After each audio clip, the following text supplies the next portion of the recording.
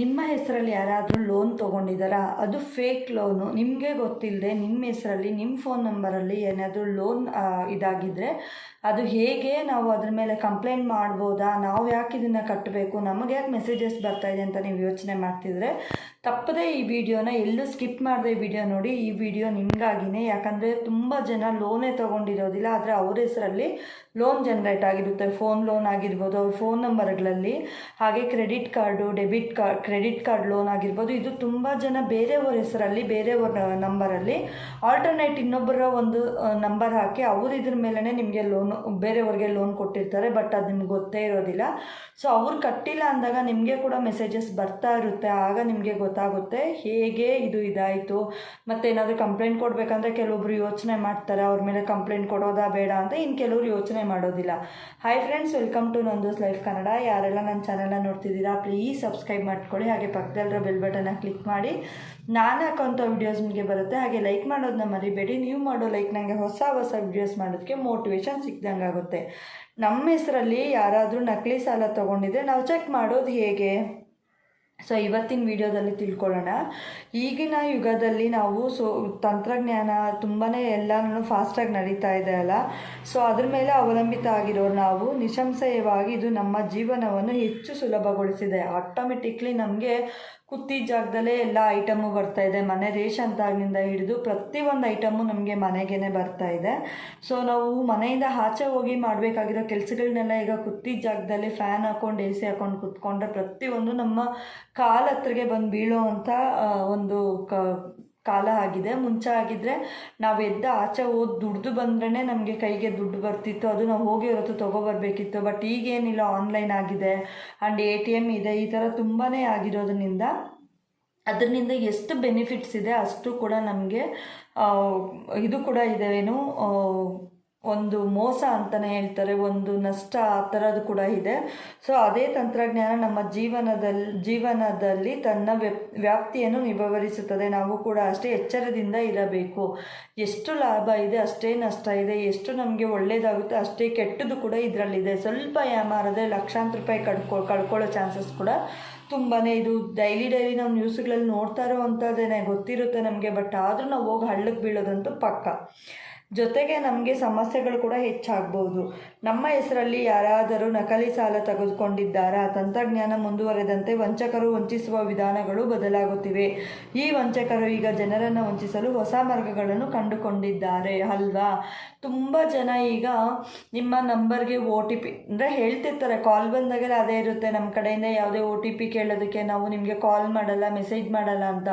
But ಆದರೂ ನಿಮಗೆ ಆ ಫೋನ್ ಇದಾಗಿದೆ, ನಿಮ್ಗೆ ಅಷ್ಟು ಲಕ್ಷ ಬಂದಿದೆ, ಇಷ್ಟು ಲಕ್ಷ ಬಂದಿದೆ ಅಂತ ಹೇಳಿ ಮೆಸೇಜ್ ಬಂದಿದ ತಕ್ಷಣ ಕ್ಲಿಕ್ ಮಾಡಿ OTP ಎಲ್ಲ ಶೇರ್ ಮಾಡಿದ ತಕ್ಷಣ ಸುಮಾರು ಜನ ದುಡ್ಡು ಹೋಗ್ತಿದೆ. ಬಟ್ ಅದನ್ನ ನಾವಲ್ಲಿ ತಡೆಯೋಕ್ಕೂ ಆಗ್ತಾ ಇಲ್ಲ. ಅಂದರೆ ಒಂದು ಕಳ್ತನ ಮಾಡಿರೋ ದುಡ್ಡನ್ನ ಪೊಲೀಸ್ ಕಂಪ್ಲೇಂಟ್ ಕೊಟ್ಟು ಹಿಡಿಬೋದು. ಬಟ್ ಇದು ಕ್ಷಣಗಳಲ್ಲಿ ನಾವು ಒಂದು OTP ಹಾಕಿದ ತಕ್ಷಣ ಲಕ್ಷಾಂತರ ರೂಪಾಯಿ ಹೋಗೋ ಚಾನ್ಸಸ್ ಇದೆ. ಆ್ಯಂಡ್ ಈಗ ಮೊಬೈಲ್ ಲೋನುಗಳಿದೆ ಅಲ್ಲ, ನಾನು ಅದು ಲಿಂಕ್ ಬೇಕಾದರೆ ಹಾಕ್ತೀನಿ. ನಾನು ಎಷ್ಟು ಸಫರ್ ಆದೆ ಮೊಬೈಲ್ ಲೋನಿಂದ ಅನ್ನೋದು ನಾನೊಂದು ವೀಡಿಯೋನೇ ಹಾಕಿದ್ದೀನಿ. ನನ್ನ ಜೀವನದಲ್ಲಿ ನಡೆದಿದ್ದು ಒಂದು ಘಟನೆನೇ ನಾನು ಹಾಕಿದ್ದೀನಿ.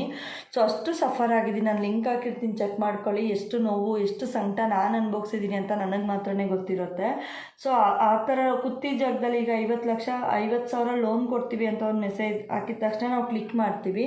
ಸೊ ನಾವೆಲ್ಲನೂ ರೈಟ್ ಕೊಟ್ಕೊಂಡು ಹೋಗ್ತಾ ಇರ್ತೀವಿ. ನಮಗೆ ಅಮೌಂಟ್ ಬೇಕು, ನಾವೆಲ್ಲನೂ ರೈಟ್ ಕೊಟ್ಕೊಂಡು ಹೋಗ್ತಾ ಇರ್ತೀವಿ.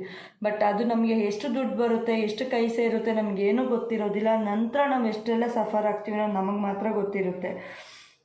ಆ್ಯಂಡ್ ಈಗ ತಮ್ಮ ಹೆಸರಿನಲ್ಲಿ ನಕಲಿ ಸಾಲ ಪಡೆದು ಜನರನ್ನು ವಂಚಿಸುತ್ತಿದ್ದಾರೆ. ದೀರ್ಘಕಾಲದವರೆಗೆ ಸಾಲದ ಕಂತು ಪಾವತಿಸದ ಕಾರಣಕ್ಕೆ ನೋಟಿಸ್ ಸ್ವೀಕರಿಸಿದಾಗ ಮತ್ತು ಪೊಲೀಸರು ಕ್ರಮ ಕೈಗೊಳ್ಳಲು ಪ್ರಾರಂಭಿಸಿದಾಗ ಅವರ ಹೆಸರಿನಲ್ಲಿ ಸಾಲ ಪಡೆದ ಖಾತೆದಾರರಿಗೆ ಈ ವಿಷಯ ತಿಳಿದಿದೆ. ಈಗ ತುಂಬ ದಿನ ಏನಾದರೂ ಅವ್ರು ಲೋನ್ ಕಟ್ಟಿಲ್ಲ ಅಂದರೆ, ಇಲ್ಲ ಅಕಸ್ಮಾತ್ ಅದು ಹಂಗೆ ಪೆಂಡಿಂಗ್ ಇದೆ ಅಂದಾಗ ನೋಟಿಸ್ ಆಗಿರ್ಬೋದು, ಅಥವಾ ಇಲ್ಲ ಪೊಲೀಸ್ ಕಡೆಯಿಂದ ಏನಾದರೂ ಒಂದು ಕ್ರಮ ಇರುತ್ತೆ ಅಲ್ಲ, ಅದು RBI ಬ್ಯಾಂಕ್ಗಳಲ್ಲಿ ತೊಗೊಂಡ್ರೆ ಈ ಥರ ಏನಾದರೂ ಒಂದು ಕಂಪ್ಲೇಂಟ್ ಥರ ಆಗಿ ಬರುತ್ತೆ ಅಲ್ಲ. ಸೊ ಆಗ ಮಾತ್ರ ಅವ್ರಿಗೆ ಗೊತ್ತಿರುತ್ತೆ ಸೊ ಈ ಥರ ಆಗಿದೆ ಅಂತ. ಆಗ ಏನು ಮಾಡ್ತಾರೆ, ನಮ್ಮ ಇದರಲ್ಲಿ ಏನಾದರೂ ಸಾಲ ತೊಗೊಂಡಿದ್ದಾರೆ ಅಂತ ಆಗ ಅವ್ರು ಕಂಪ್ಲೇಂಟ್ ಕೊಡೋಕೆ ಹೋದ್ರು ಏನು ಮಾಡಿದ್ರು ಆಗಲ್ಲ. ಬಟ್ ಇವರು ಕೈಯಿಂದ ಕಟ್ಟಲೇಬೇಕು. ಸೊ ಅದು ಅವ್ರು ಏನೂ ಮಾಡೋಕ್ಕಾಗಲ್ಲ. ನೋಟಿಸ್ ಬಂದಮೇಲೆ ಇವ್ರು ತಾನೇ ಏನು ಮಾಡೋಕ್ಕಾಗುತ್ತಲ್ಲ. ಬ್ಯಾಂಕವ್ರು ಕೂಡ ಏನೂ ಇದು ಮಾಡದೆ ಇದು ನೋಡಿ ಏನೂ ನೋಡದೆ ಕೊಟ್ಬಿಟ್ಟಿರ್ತಾರೆ. ಈ ರೀತಿ ನೀವು ನಕಲಿ ಸಾಲದ ಬಗ್ಗೆ ತಿಳಿದುಕೊಳ್ಳಬಹುದು. ನಿಮ್ಮ ಹೆಸರಿನಲ್ಲಿ ಯಾವುದೇ ನಕಲಿ ಸಾಲವನ್ನು ನೀಡಲಾಗಿದೆ ಎಂಬುದನ್ನು ಕಂಡುಹಿಡಿಯಲು ನೀವು ಆನ್ಲೈನ್ನಲ್ಲಿ ಪರಿಶೀಲಿಸ್ಬೋದು. ಈಗ ಆನ್ಲೈನ್ನಲ್ಲೇ ನೋಡ್ಕೋಬೋದು ನಮ್ಮ ಹೆಸರಲ್ಲಿ ಯಾವುದಾದ್ರೂ ಲೋನ್ ಆಗಿದೆಯಾ. ಹೇಗೆ ನಾವು ಸಿವಿಲ್ ಸ್ಕೋರ್ ನೋಡ್ತೀವಲ್ವ, ಸಿವಿಲ್ ಸ್ಕೋರ್ ನೋಡ್ತಾ ಇರ್ತೀವಿ ನಾವು, ನಮ್ದು ಎಷ್ಟಿದೆ ಏನು ಅಂತ. ಸಿಬಿಲ್ ಸ್ಕೋರ್ ಪರಿಶೀಲಿಸಬೇಕು. ಸಿಬಿಲ್ ಸ್ಕೋರ್ ಮೂಲಕ ನಿಮ್ಮ ಪ್ಯಾನ್ ಕಾರ್ಡ್ನಲ್ಲಿ ಎಷ್ಟು ಸಾಲಗಳಿವೆ ಎಂದು ತಿಳಿದುಕೊಳ್ಳಬಹುದು. ಆ್ಯಕ್ಚುಲಿ ಇದು ಪೇಟಿಎಮ್ ಆ್ಯಪಲ್ಲಿ ನಾವು ಇದನ್ನು ಈಸಿಯಾಗಿ ನೋಡ್ಬೋದು. ಪೇಟಿಎಮ್ಮಲ್ಲಿ ನಾವು ಸಿಬಿಲ್ ಸ್ಕೋರ್ ಅಂತ ಇರುತ್ತೆ, ಅಲ್ಲಿ ಕ್ಲಿಕ್ ಮಾಡಿದ್ರೆ ನಾವು ಇದಕ್ಕೂ ಮುಂಚೆ ಏನು ಸಾಲ ತೊಗೊಂಡಿದ್ವಿ, ಏನು ಸಾಲ ಎಷ್ಟು ಕ್ಲೋಸ್ ಆಯಿತು, ಎಷ್ಟಿದೆ ಅನ್ನೋದನ್ನ ಇದನ್ನು ನಾವು ನೋಡ್ಬೋದು. ಹೇಗೆಪ್ಪ ಅಂದರೆ ಪೇಟಿಎಮ್ ಆ್ಯಪ್ನಲ್ಲಿ ನಾವು ಓಪನ್ ಮಾಡಿಕೊಂಡ್ರೆ ಅದರಲ್ಲಿ ಕೆಳಗಡೆ ಸಿಬಿಲ್ ಸ್ಕೋರ್ ಅಂತ ಇರುತ್ತೆ. ಅದ್ರ ಮೇಲೆ ಕ್ಲಿಕ್ ಮಾಡಿದ್ರೆ ಅದು ಹೊಸದಾಗಿ ಏನಾದರೂ ನೋಡ್ತಿದ್ರೆ 1-2-3 ಡೇಸ್ ಟೈಮ್ ತೊಗೊಳುತ್ತೆ. ಇಲ್ಲ ಅಂದರೆ ಅದ್ರ ಮೇಲೆ ಕ್ಲಿಕ್ ಮಾಡಿದ್ರೆ ಸೊ ಅದು ನಮಗೆ ತೋರಿಸುತ್ತೆ. ಆ್ಯಕ್ಚುಲಿ ನಮ್ಮದು ಸಿಬಿಲ್ ಸ್ಕೋರು 760 ಏನೋ ಇದೆ, 760 ಇದೆ. ಸೊ ನಾನು ಇದಕ್ಕೂ ಮುಂಚೆ ಗೌರ್ಮೆಂಟ್ ಕಡೆಯಿಂದ ಲೋನ್ ಕೊಟ್ಟಿದ್ದರು ಬೀದಿ ವ್ಯಾಪಾರಿಗಳಿಗೆ ಅಂತ. ಆ ಲೋನ್ ತೊಗೊಂಡಿದ್ದಾಗ ಅದು ನಂದು ಆ್ಯಕ್ಟಿವ್ ಇತ್ತು, ಈಗ ಕ್ಲೋಸ್ ಆಗಿದೆ ನಂದು. ಮತ್ತು ನಂದು 2 ವೀಲರ್ ಫೈನಾನ್ಸ್ ಲೋನ್ ಇತ್ತು, ಅದು ಕೂಡ ಕ್ಲೋಸ್ ಆಗಿದೆ. ಸೊ ಅದು ಕೂಡ ತೋರಿಸುತ್ತೆ ನಮಗೆ. ಸೊ ಅದನ್ನು ನೀವು ನೋಡ್ಬೋದು, ಅದರಲ್ಲಿ ನೀವು ಈಸಿಯಾಗಿ ನೋಡ್ಕೋಬೋದು. ಮತ್ತು ಪ್ಯಾನ್ ಕಾರ್ಡಲ್ಲಿ ಎಷ್ಟು ಸಾಲ ಇದೆ ಅಂತ ಆಟೋಮೆಟಿಕ್ಲಿ ಅದರಲ್ಲಿ ತೋರಿಸುತ್ತೆ, ಹಾಗೆ ನೀವು ನೋಡ್ಕೋಬೋದು. ಸಿಬಿಲ್ ವರದಿಯಿಂದ ನೀವು ಸಾಲದ ಸ್ಥಿತಿಯ ವಿವರಗಳನ್ನು ತಿಳಿದುಕೊಳ್ಳಬಹುದು. CIBIL credit information bureau India limited ವರದಿಯಿಂದ ನಿಮ್ಮ ಸಾಲದ ಸ್ಥಿತಿಯು ವಿವರಗಳನ್ನು ನೀವು ತಿಳಿದುಕೊಳ್ಳಬಹುದು. ಈ ವರದಿಯಲ್ಲಿ ನಿಮ್ಮ ಹೆಸರಿನಲ್ಲಿ ತೆಗೆದುಕೊಂಡಿರುವ ಎಲ್ಲ ರೀತಿಯ ಸಾಲಗಳು, ಅವುಗಳನ್ನು ಯಾವಾಗ ತೆಗೆದುಕೊಳ್ಳಲಾಗಿದೆ ಎಂಬುದರ ಕುರಿತು ನೀವು ಮಾಹಿತಿಯನ್ನು ಪಡೆಯುತ್ತೀರಿ. ಅಲ್ಲದೆ ಈ ರೀತಿ ನಿಮ್ಮ ಕ್ರೆಡಿಟ್ ಸ್ಕೋರ್ ಸಹ ನೀವು ತಿಳಿದುಕೊಳ್ಳಬಹುದು. ಇದು ಬೆಸ್ಟ್. ನಾನು ಹೇಳಿದಾಗೆ ಪೇಟಿಎಮ್ಮಲ್ಲಿ ನೀವು ಹೋಗಿ ಚೆಕ್ ಮಾಡಿದ್ರೆ ನಿಮ್ಗೆ ಆಟೋಮೆಟಿಕ್ಲಿ ಗೊತ್ತಾಗುತ್ತೆ. ಆ್ಯಂಡ್ ನಿಮ್ಗೆ ಏನಾದರೂ ಅಧಿಕೃತವಾಗಿ ಗೊತ್ತಾಗಬೇಕಂದ್ರೆ ವೆಬ್ಸೈಟ್ ಕೂಡ ಇರುತ್ತೆ, ಆ ವೆಬ್ಸೈಟಿಂದ ನೀವು ಹೋಗಿ ಚೆಕ್ ಮಾಡ್ಬೋದು.